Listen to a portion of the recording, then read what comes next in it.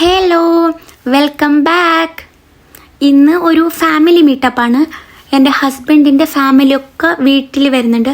അതുകൊണ്ട് നമുക്കൊരു dinner party arrange ചെയ്താലോ? അതുകൊണ്ട് സിമ്പിളായിട്ടൊരു ഡിന്നർ അറേഞ്ച് ചെയ്യാണ്.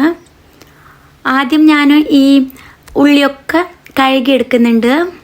അതിൽ കുറേ ഇങ്ങനെ ബ്ലാക്ക് ആയിട്ട് കുറേ ഉണ്ടാവുമല്ലോ കറയൊക്കെ, അതൊക്കെ വാഷ് ചെയ്തെടുക്കുന്നുണ്ട്. പിന്നെ ആദ്യം ചെയ്യുന്നത് ബിരിയാണിക്ക് വേണ്ടിയിട്ടുള്ള മസാലയാണ്. ഇത് വലിയ കുറച്ച് അധികം ക്വാണ്ടിറ്റിയിലാണ് ഉണ്ടാക്കുന്നത്. അതുകൊണ്ട് കുറേ അധികം സവാളൊക്കെ സ്ലൈസ് ചെയ്തെടുത്തിട്ടുണ്ട്.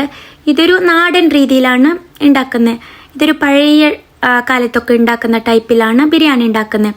ദമ്മിട്ടിട്ടോ അങ്ങനെയൊന്നും അല്ല കേട്ടോ. ഇത് മസാല വേറായിട്ടും റൈസ് വേറായിട്ടാണ് ഉണ്ടാക്കുന്നത്. മസാല ദം ചെയ്യുമ്പോൾ ആഡ് ചെയ്യാനൊന്നുമില്ല, ഓൺലി ചോറിന് മാത്രം ദമ്മിടും. അങ്ങനെയുള്ളൊരു ബിരിയാണിയാണ്. അങ്ങനെ സവാള വഴറ്റിയെടുക്കുന്നുണ്ട്. നന്നായിട്ട് ഫ്രൈ ചെയ്തെടുക്കണം.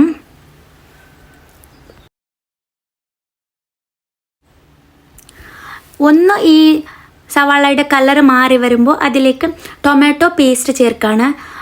ടൊമാറ്റോ ക്ലീൻ ചെയ്തിട്ട് മിക്സിയിലിട്ട് നന്നായിട്ട് പേസ്റ്റ് ആക്കി എടുത്തതാണ്. അതിനും ആഡ് ചെയ്യുന്നുണ്ട് അതിലേക്ക്. എന്നിട്ട് നന്നായിട്ട് മിക്സ് ചെയ്ത് കൊടുക്കുകയാണ്. ഇപ്പം തന്നെ കാണുന്നില്ലേ, നല്ല റെഡ് കളറായിട്ടുണ്ട്. ഒന്ന് ജസ്റ്റ് ടൊമാറ്റോ കുക്കായി വരുമ്പോൾ ഉണ്ടല്ലോ, അതിലേക്ക് പച്ചമുളകിൻ്റെ പേസ്റ്റ് ആഡ് ചെയ്ത് കൊടുക്കുകയാണ്. പച്ചമുളക്, ഇഞ്ചി, വെളുത്തുള്ളി, പച്ചമുളക്, പിന്നെ വലിയ ജീരകല്ലേ, അതും കൂടി ഇട്ടിട്ട് അരച്ചതാണ്, അതും ചേർക്കുന്നുണ്ട്. അതും നന്നായിട്ട് മിക്സ് ചെയ്തെടുക്കുന്നുണ്ട്. ഈ ടൊമാറ്റോ, ഉള്ളി, പിന്നെ ഈ പച്ചമുളകിൻ്റെ പേസ്റ്റ് എല്ലാം ഒന്ന് കമ്പൈൻഡ് ആയിട്ട് വരണം. അതുവരെ നന്നായിട്ട് ഇളക്കി കൊടുക്കുന്നുണ്ട്. ഇതൊക്കെ മിക്സ് ആകുമ്പോൾ തന്നെ കളറിൽ കുറേ വ്യത്യാസങ്ങൾ വരുന്നുണ്ട്. പിന്നെ ആവശ്യത്തിന് ഉപ്പും ചേർക്കുന്നുണ്ട്.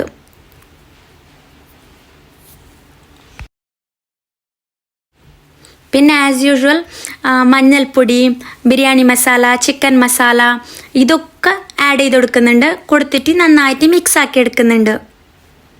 ഇപ്പോൾ തന്നെ നല്ല സ്മെല്ലൊക്കെ വരാൻ തുടങ്ങും. തൈരൊന്നും ആഡ് ചെയ്ത് കൊടുക്കാത്ത കൊണ്ട് ചെറുനാരങ്ങ ഒന്നും ഒരു ഹാഫും കൂടെ ആഡ് ചെയ്ത് കൊടുക്കുന്നുണ്ട്. എല്ലാ മസാലപ്പൊടികളും ചേർത്തിട്ട് നന്നായിട്ട് മിക്സ് ആക്കി കൊടുക്കുക. മസാല ഒക്കെ തിളച്ച് വരുമ്പോൾ അതിലേക്ക് ചിക്കൻ ആഡ് ചെയ്ത് കൊടുക്കുകയാണ്. ചിക്കൻ ആഡ് ചെയ്തിട്ട് നന്നായിട്ട് മിക്സ് ആക്കി കൊടുക്കുകയാണ്. ഇനിയിപ്പോൾ ചിക്കൻ നന്നായിട്ട് വേകണം. ഇത് പെട്ടെന്ന് വെന്തോളും, അതുകൊണ്ട് മൂടി വെക്കുന്നുണ്ട് ഞാൻ. ഉടയാനൊന്നും പാടില്ല കേട്ടോ. ചിക്കൻ്റെ പീസൊക്കെ നല്ല ഫുള്ളായിട്ട് വേണം. അതിങ്ങനെ ഉടഞ്ഞ് ചേർന്നാൽ പിന്നെ അത് അത്രയ്ക്ക് ടേസ്റ്റ് ഉണ്ടാവില്ല. അതുകൊണ്ട് മൂടി വെക്കുന്നുണ്ട്. അതുകൊണ്ട് പിന്നെ ചിക്കൻ ആഡ് ചെയ്തതിന് ശേഷം ഉണ്ടല്ലോ, പിന്നെ കുറേ നേരം മിക്സ് ഒന്നും ചെയ്യുന്നില്ല, പെട്ടെന്നൊന്ന് മിക്സ് ആക്കി എടുക്കുക, അത്രേ ഉള്ളൂ. പിന്നെ ഇതിലേക്ക് ഒരു തേങ്ങ അരച്ചിട്ട് ചേർത്തിട്ടുണ്ടായിരുന്നു. അതെനിക്ക് വീഡിയോയിൽ ആഡ് ചെയ്യാൻ മിസ്സായിട്ടുണ്ട്. അതൊക്കെ കഴിഞ്ഞിട്ട് നന്നായിട്ട് തിളയ്ക്കുമ്പോണ്ടല്ലോ പുതിനയിലയും മല്ലിയിലയും ആഡ് ചെയ്യുന്നുണ്ട്. അതൊന്ന് തിളച്ച് കഴിയുമ്പോൾ ഓഫ് ചെയ്ത് കൊടുക്കുന്നുണ്ട്, അത്രേ ഉള്ളൂ. ഇപ്പോൾ മസാല റെഡി ആയിട്ടുണ്ട്. നിങ്ങൾ ഇതുപോലെ ട്രൈ ചെയ്തിട്ടില്ലെങ്കിൽ ഒന്ന് ഇതുപോലെ ട്രൈ ചെയ്ത് നോക്കൂ, ടേസ്റ്റും നന്നായിരിക്കും.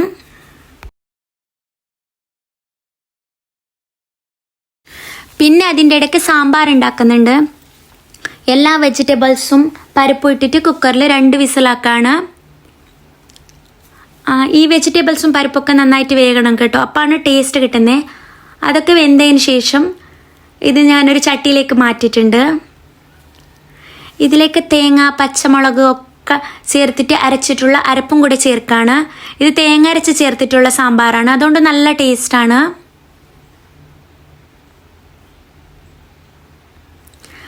ഈ അരപ്പൊക്കെ ചേർത്തിട്ട് നന്നായിട്ട് മിക്സ് ആക്കിയിട്ട് ഒന്ന് തിളയ്ക്കാൻ വേണ്ടിയിട്ട് വെയിറ്റ് ചെയ്യുക. ഇപ്പം സാമ്പാറും തിളച്ചിട്ടുണ്ട്. ഇതിലേക്ക് മല്ലിയില ആഡ് ചെയ്ത് കൊടുക്കുകയാണ്. പിന്നെ ഇത് നന്നായിട്ട് തിളയ്ക്കുമ്പോണ്ടല്ലോ കടുക് താളിച്ച് ചേർത്ത് കൊടുത്താൽ മതി, നല്ല ടേസ്റ്റ് ആയിരിക്കും. അങ്ങനെ ഇതും ചെയ്യുന്നുണ്ട്. ഈ കടുക് താളിച്ച് കൊടുക്കുന്ന പ്രൊസീജിയർ ഉണ്ടല്ലോ, നല്ല സാറ്റിസ്ഫാക്ഷൻ അല്ലേ? എനിക്ക് നല്ല സാറ്റിസ്ഫൈ ആയിട്ടാണ് തോന്നുന്നത്.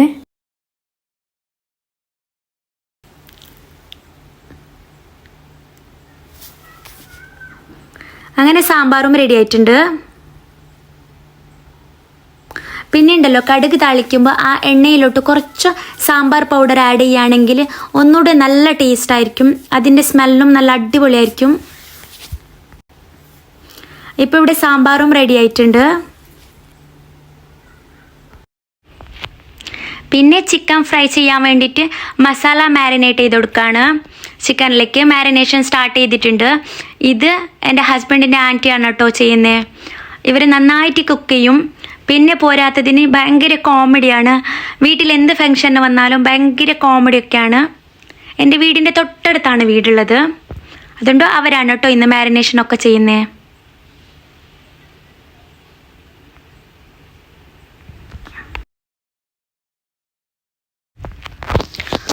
മാരിനേറ്റൊക്കെ ചെയ്തിട്ട് കുറച്ച് നേരം വെച്ചിട്ടുണ്ടായിരുന്നു. പിന്നെ ഇപ്പോൾ ഫ്രൈ ചെയ്തെടുക്കുകയാണ്. ഈ ആൻറ്റി ഉണ്ടല്ലോ, അവരുടെ ഫാമിലി എല്ലാവരും സിസ്റ്റേഴ്സ് ബ്രദേഴ്സൊക്കെ നന്നായിട്ട് കുക്ക് ചെയ്യും. കുറേ ആൾക്കാർക്ക് വരെ ഇവർ തന്നെയാണ് കുക്ക് ചെയ്യുന്നത്. വീട്ടിൽ എന്ത് ഫംഗ്ഷൻ ഉണ്ടെങ്കിലും ചെറിയ ചെറിയ ഫംഗ്ഷൻസിനൊക്കെ ഇവർ തന്നെയാണ് കുക്ക് ചെയ്യുന്നത്. അടിപൊളിയായിട്ട് കുക്ക് ചെയ്യും. അങ്ങനെ ഇപ്പോൾ ഫ്രൈ ചെയ്തെടുക്കുകയാണ്. ഓരോ ബാച്ചായിട്ട് ഇട്ടിട്ട് ഫ്രൈ ചെയ്തെടുക്കുകയാണ്.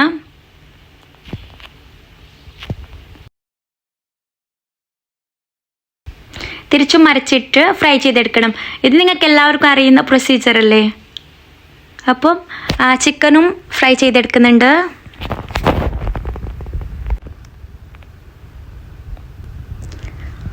ചിക്കൻ നന്നായിട്ട് ഫ്രൈ ആയിട്ടുണ്ട്. ഇപ്പോൾ എണ്ണയിൽ നിന്ന് കോരി മാറ്റുന്നുണ്ട്. ഫസ്റ്റ് ഇട്ട ബാച്ചൊക്കെ കംപ്ലീറ്റ് ആയിട്ടുണ്ട്. ഇപ്പോൾ സെക്കൻഡ് ബാച്ചായിട്ട് ഇടുകയാണ്. വീണ്ടും ഫ്രൈ ചെയ്തെടുക്കുകയാണ്. അതിൻ്റെ ഇടയ്ക്ക് വാട്ടർ മെലൺ കട്ടാക്കുന്നുണ്ട്.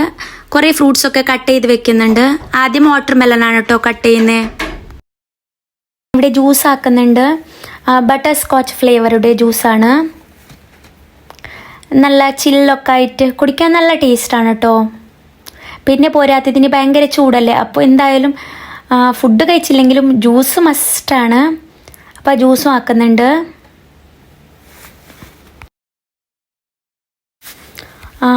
പിന്നെ ബിരിയാണിക്കുള്ള റൈസ് ഉണ്ടാക്കുന്ന പുറത്താണ്. ഞാൻ പറഞ്ഞില്ലേ, ഈ ആൻറ്റിയും നെയ്ബർ ഒരു ആൻറ്റി ഉണ്ട്, ഇവർ രണ്ടാളും ചേർന്നിട്ടാണ് ഈ റൈസ് ഉണ്ടാക്കുന്നത്. റൈസ് ഉണ്ടാക്കുന്ന ഇടയ്ക്കുണ്ടല്ലോ, ആൻറ്റിയുടെ കൈ പൊള്ളിയിട്ടുണ്ടായിരുന്നു. അത് ചോറിന്ന് വാർത്ത് കൊടുക്കുന്ന ടൈമിൽ അതിൻ്റെ വെള്ളം അറിയാണ്ട് കയ്യിലേക്ക് വീണതാ. അങ്ങനെ അടിപൊളി റൈസും റെഡി ആയിട്ടുണ്ട്.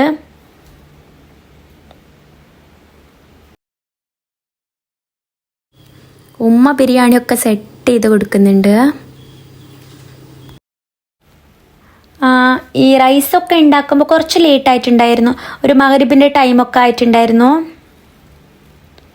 പുറത്താവുമ്പോൾ പെട്ടെന്നാക്കി എടുക്കാൻ പറ്റുമല്ലോ. കുറച്ച് അധികം ആക്കുമ്പോൾ ഗ്യാസ് സ്റ്റോപ്പിൽ വെച്ചുണ്ടാക്കുമ്പോൾ കുറച്ചുകൂടെ ബുദ്ധിമുട്ടല്ലേ. പുറത്തുണ്ടാക്കുകയാണെങ്കിൽ പെട്ടെന്നായി കിട്ടുമെന്ന് പറഞ്ഞിട്ട് പുറത്തുണ്ടാക്കിയതാണ്. അങ്ങനെ ഉമ്മയും ഹെൽപ്പ് ചെയ്യുന്നുണ്ട്. ഇവരൊക്കെ എല്ലാവരും ചേർന്നിട്ട് റൈസ് ഉണ്ടാക്കുകയാണ്.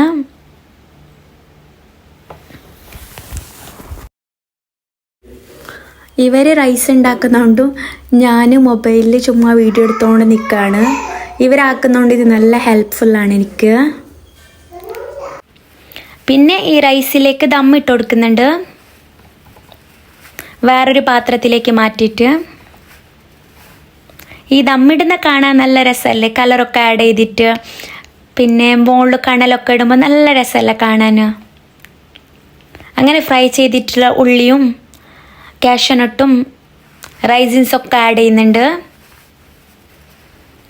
ആഡ് ചെയ്തിട്ട് ലെയറായിട്ട് ദമ്മിട്ട് കൊടുക്കുകയാണ്. പുതിനയില മല്ലിയില ഇതൊക്കെ ആഡ് ചെയ്യുന്നുണ്ട് കേട്ടോ.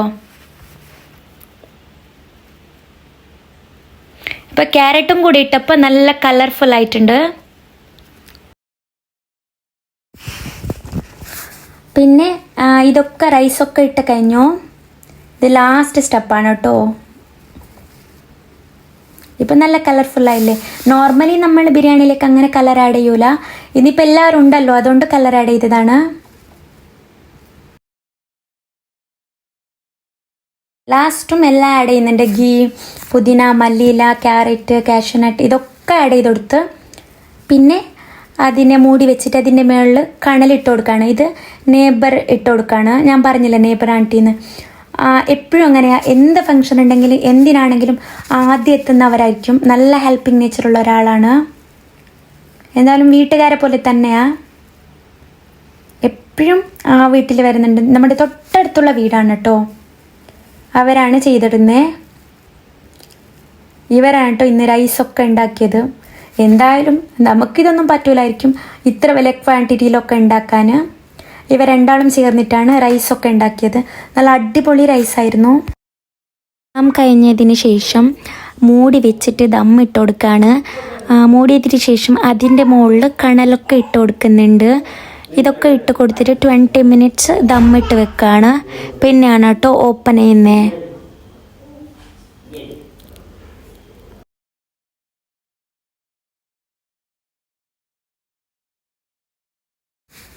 ദമ്മ് പൊട്ടിക്കുമ്പോണ്ടല്ലോ നല്ല അടിപൊളി സ്മെല്ലാണ്.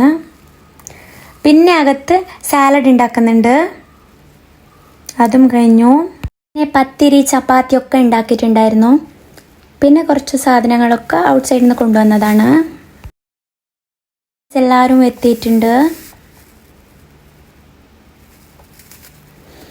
കുറച്ച് നേരം അവരുടെ കൂടെയൊക്കെ സ്പെൻഡ് ചെയ്തു. ഫുഡൊക്കെ കഴിച്ചു. നമ്മുടെ ചാനൽ ആരെങ്കിലും സബ്സ്ക്രൈബ് ചെയ്യാതെ കാണുന്നവരുണ്ടെങ്കിൽ ഒന്ന് സബ്സ്ക്രൈബ് ചെയ്ത് സപ്പോർട്ട് ചെയ്യണേ. ഇൻഷാ അല്ലാ പുതിയ വിശേഷങ്ങളുമായിട്ട് പുതിയ വീഡിയോയിൽ വരാം. അതുവരേക്കും ടാറ്റ, ബൈ ബൈ.